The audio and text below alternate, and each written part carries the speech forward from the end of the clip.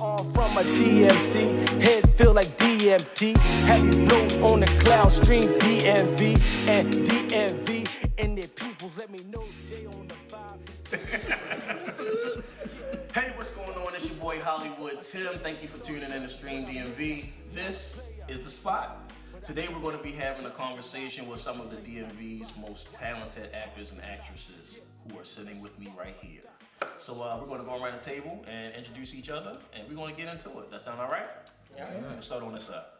How you doing? It's your boy Real Spragley, also known as Cool Real the Virgo on Instagram if you look for me. There you go. Yeah. Hey, all right. What up, y'all? I'm Honor Drew.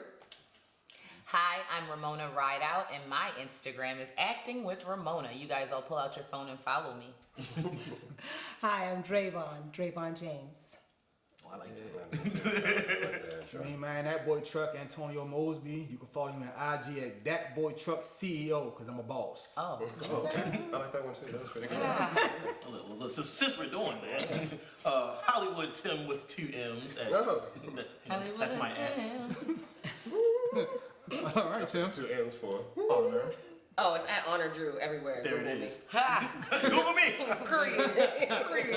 Gang shit. We're gonna get right into it, man. I just wanted to have, I guess, an open discussion. So this is how it's gonna work. You don't have to wait. You can kind of just, interject when you feel the need to do so. Sound good? Yeah, that's good. So I want to talk about, I guess, acting and getting into the acting business, right? So, Urel, how was your start? How did you start when you first started acting? Talk about your journey. my journey began with Rosalind Gaines. Okay. Yeah, she had an audition for a great series called Black Oaks, where again, most of us touch elbows, and that's where I really met everyone at this table. Minus Honor. Okay, damn. Now it's an honor to meet you. I see what you did there. I don't just play smooth on TV. But no, but no, that's where it all started. I came in as a true amateur. Not so much an amateur as I never done it before, but an amateur as in I didn't have the mentality yet to truly understand what it took to be an actor. Absolutely. So I started with Ms. Ross. She gave me a chance, and from there I just kind of built upon that. Continued to take classes. Took some classes with Ramona. Took some classes with Actors Academy. Also took some outside classes.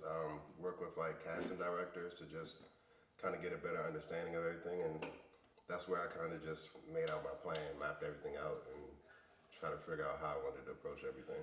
And that's important too, right? Just having a plan to know what you want to do, right? Especially if you're passionate about it. Like if you just discovered, like Tone, same thing, right? I think you started taking classes.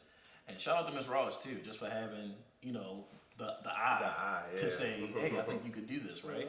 Talk about how you first got into it. Well, I started off before acting was doing comedy. So it was that entertainment field in that aspect. That's how I met the good brother Tim, who told me about Actors Academy, who's run by Austin Amin, which propelled me into a situation of placing me around Rising Gaines and other influential people within the D.M.V. area. Because of her giving me the opportunity to act and showcase my talents, it really showed me a love for something I didn't think I had the opportunity to do at all. That's how it really started for me. And you got bit by that acting bug. Yeah, it bit the shit out of me. Yeah. Now you on big screen. You got your first feature film coming up. Congratulations. Yeah, right? Talk about that, man. Freak Like Me. Yep. No, man, no. So it was even that in itself was a journey, because I was the AD on that. I'm the AD on that project, so I was on the crew side before I even became the cast side. They was casting for that lead role, had certain qualities that they were looking for, and they couldn't find it. They couldn't find it, could they? They couldn't find it. It was Just couldn't find it. Y'all don't know this, but I wanted this role. My brother was too short, man. Oh wow. Yep, came up short. But I did. But I had to lose weight to do this. I had to get in shape. I was going out, working out. I didn't have the role. She told me, you was perfect for the role, but I need somebody without the dad, but I need some abs. So I took my ass. I'm in the gym. I'm hustling. I'm working out, and that's the part I think a lot of people don't understand when it comes to being a lead actor. Is I didn't have the role, but I still bust my ass because no one's gonna tell me what I can't do. Yeah. How about that? Like you told me I could have had the role, but I wasn't fit. So nah, I bust my ass. And she was like, you know what? I'm gonna have to give it to you because you showed dedication to something you didn't even have. So that in itself was a major because it showed the discipline I had to being a lead, the discipline I had to even enjoy this art. Because I'm not here for the fame and things. I love the art. I love what it does, the passion that I have to put into this, meeting everyone here, working with people in some form. I just enjoy it a lot. So that film was a lot for me, man, because it was my first lead and my first time being AD. And it's coming up in October, right? 28th. My man. Congratulations in advance. That's Congratulations. major. Thank you. I think that like you was just saying, man, like being dedicated to the thing that you're saying you want to do, saying that you want to do something and actually doing it. So that's pretty dope. That's pretty dope right here. Talking about I think the work that it takes to get into being an actor or actress, right? Like I think that the lead role situation is kind of tough because you have way more lines to memorize, right? Like talk about, Drayvon, I would love for you to talk about like your process and how do you work through memorizing lines and working the camera and doing what you do. Yeah, I think memorizing lines is secondary to developing character. So once you develop, for at least that's how I work. So once I read the script a few times and decide who this character is, then I make the lines make sense as part of that's how she moves, that's how she talks, that's how she thinks. And so the lines sort of make sense. And when they don't make sense, it's repetition for me. So I'll be using them in everyday conversation. I'll say something, it'll be a line. People will be like, what are you talking about? Don't worry about it. I'm just trying to incorporate the pauses and everything in my character. But for me, the lines are second to me developing the character. Once I understand my character, then the lines sort of go with her thinking, her personality. And that's a nugget for real, right? Like knowing who your character is and how they move, how they act. Like I would read a script and I would like mark down, okay, here's where he would sigh, or here's where maybe he has a twitch or something, right? Like whatever your character is, you develop it. I develop it on paper and highlight, and on the side of that, I write like all of my notes on like who this person is, or like make sure I'm limping, or make sure I'm grunting, or whatever his thing is. Because when I read like that. I'm reading a romance novel now, so I see everything when I'm reading. I get really into the reading of it. So when I read a script, I do the same thing. I don't know what the director sees, but this is what Drayvon sees. Right. So period. So when I let the director direct me once I get there, but that's how the lines come, because I see her and her motion, like, oh yeah, this is how she. Everything from the hair to the clothes to the pauses to the lean to the walk, everything. I can see it in my mind first. That's dope.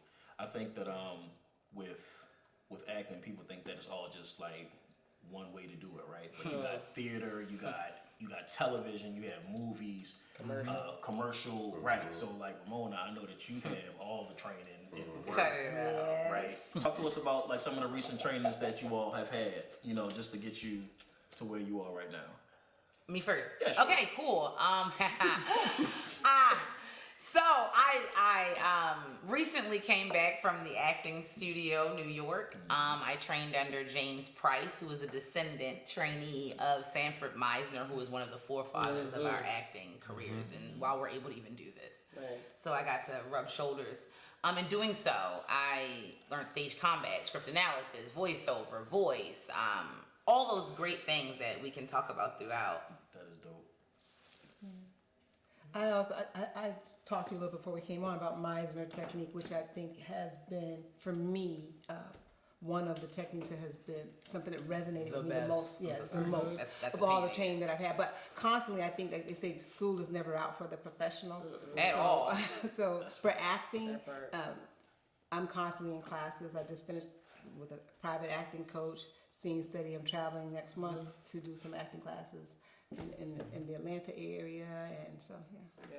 I agree. I mean, classes are huge. You always have to continue in education, no matter whatever field you're in. But I'd say one of the classes that stood out for me, and I'm sure y'all probably agree, is the auditioning for camera, on camera. Oh. Because I'm going to tell you, if you can't get past the audition, well, are you going to get on set? So you have to learn how to audition, to nail the audition, so that you can eventually get on set to act. And then, of course, I would agree with you. For one, I want to say kudos because, like, Ramona, you went and, like, Yes, went to another That's- city yes. and trained. No, because you're super invested. Like, I mean, we all have to invest in ourselves in something that we love, but, like, you took it and you ran with it, and it's just super inspiring. So I just want to give a shout out to you. And the fact that you said, like, look, I'm not going to be back, like, work, right? Like, I'm not going to be back. I got to go do this. I'm feeling it now. But I'm just kidding. It's a process. Yeah, for sure. It's a process. But let's talk about that, though, because it's like, as actors and actresses, I mean, shut up. no, but it's real, though. But it's real, We're yeah. entrepreneurs, right? Yeah. We're our own business, we're our own brand, but think about the struggles that we have to go through in order to, whatever we want to call it, go to the top, make it whatever, chasing this dream it is that we have. But, like, we have to surrender certain things. Like, we have to, like, put things on pause. Like, I don't know about you. I mean, you already kind of said it. You put a lot of things on pause this summer. The biggest thing as an actor was me putting myself on pause. Oh, Me understanding that I didn't matter. that. That was a bigger scheme of things. Well, when you say you didn't matter, what do you mean? When I say I don't matter, because there's always a bigger picture. So what I eat don't make you shit. So what I have to do is play my part in this big conundrum with the universe conspiring to help us. Right. So it's kind of like, the struggle never stops, but the success is also inevitable. Yeah. No, that's real. I like that whole thing that you just said too. Is all in our perspective because it, you know, process is always happening. Struggle is optional. It's just our viewpoint, right? Like Say that again one more time. I like that. Process is always happening. Struggle is optional, right? It's our viewpoint because it is a honor and a privilege to be able to act. To be able to have a form and be in the D.M.V. where we have so many opportunities to act, right? So I moved here from Massachusetts, and my first introduction in acting when I came here was Arena Players. Nice. I didn't come from a place. Good where intro. They, oh my gosh, Good right? intro. Great intro, and they just welcomed me in and just cocooned me, right? And so to be able to go on from there and do some stuff in D.C., go on to New York, but to have that sort of love that we have here in the D.M.V., so what? You can't work extra hours in your job, right? You cut that money down so you Use it. right, so you could do this art, and that to me, you said something earlier. It's like it's something that you have to do. It's not like an option. It's like, okay, I'm going to act no matter what. It's no matter what. You do what it takes, not what you can. I'm going to act no matter what. I'm going to find a venue where they can hone me and I can add value. But at the end of the day, I'm acting. That part. As a human, when we don't feel our purpose, we feel Incomplete. incomplete. And it's a fact. There's a lot of factual statements have been made here with everything you guys are saying, but I feel that, like I said before, a lot of us run from your purpose. Like people see the success and the limelight, but they understand the work it takes to do this shit that we do. Right. Like the hours. Like I'm driving to DC to go to work, and I have the script playing where Yes. I'm listening to it over and over. So it's 2 hours, 3 hours, 4 hours of me driving. I'm at work, headphones in. They say I can't wear headphones. Fire me, bitch. You know what I mean? I got to do this. He and seen. He didn't mean that. No, I meant that. I meant that. I know he meant it, but he didn't mean it. You know what I mean? Like I'll talk to my director. I'm on work. I'll talk to I'll call Nia up, or I'll call Isaac, or I'll call somebody. I'll call Tim up, asking questions. Like me and Tim has been times I left my house and I'm down here like, yo. Matter of fact, this is the best story I can give when it comes to this. When it just back on me taking that lead role, we had a table read, the first table read, and I was some shit. And I'm honest, like I was the worst one. And it wasn't like I was bad, but I was the worst one from the group. In the group, yeah. And I said, well, motherfucker ain't. I said, nah, I can't. And I told him when it was done, I hit him up and I said, I apologize. I apologize because as the lead, I'm supposed to be the best. I had to be better. So I said, it's time to work. And it's because I was managing two different things. I didn't understand the discipline it took to be that lead. For sure.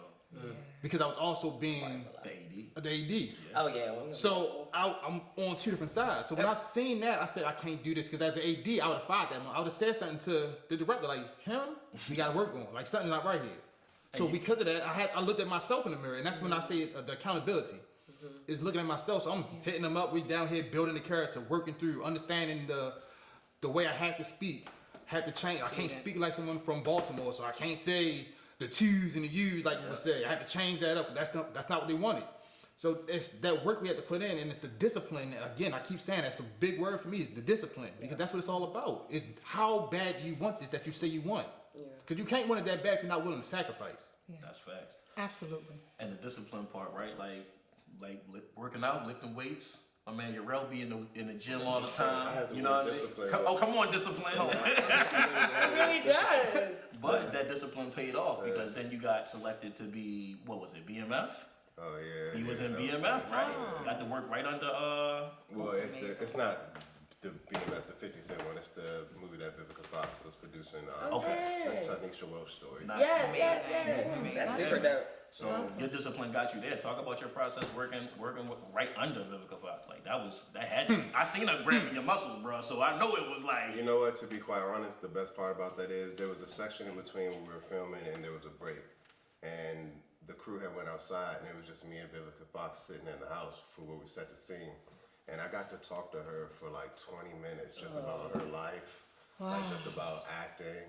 Just about how she felt about me as an actor, stuff that she thought I could improve upon, why she liked me, why she chose me, like different stuff like that. So I think out of the entire experience, that part right there was like the most valuable part. That's so dope. Like, and not so much, I'm blessed to get the part, but I think the real blessing was being in that room with her. The experience. 20 minutes. Yeah. I mean, shut up, fool.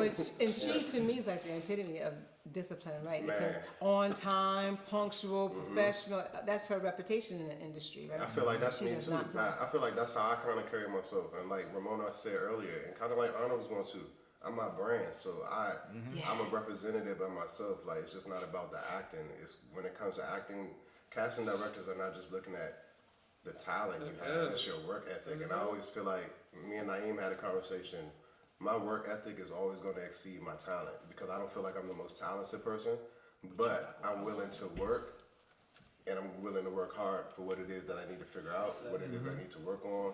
Like, just honest enough to stay humble to get better.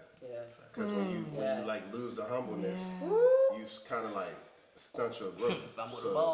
Like, it's like, I'm honest enough with myself to remain humble. Like, I told you earlier, like that it thing that I don't. I was telling her that bothers me because it's. Can I say something? So listen, I'm so sorry. I have learned that humility and vanity are different. Okay.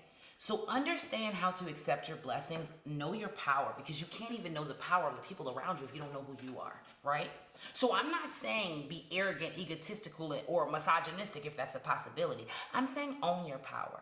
I'm saying be okay with the compliments you get and do not frown your goddamn face up. And I say that because that's not you owning your power, right? So we're not saying, oh, why is it, I'm the big kahuna with the big, I didn't say do that. I said accept who you are. Okay, I'm so sorry. I'm gonna shut up. But accept who you are. You can accept saying you're sorry. No, you're right. You're right. Apologize. Okay. It's not okay. So don't apologize for who you are in a sense. So just like they're telling me, don't apologize for who you are. Accept your power, and then let those who are supposed to support you because those haters are gonna hate. There are gonna people who they're miserable with themselves. Everybody is a reflection of who they are, right? So I just wanted to say that because I used to be so hard on myself. Like, I don't want to accept it. I don't want to be all eyes on me when I walk in the room. People are going to think this. People are going to think that. Fuck them. And you mean that. I've got to think of myself.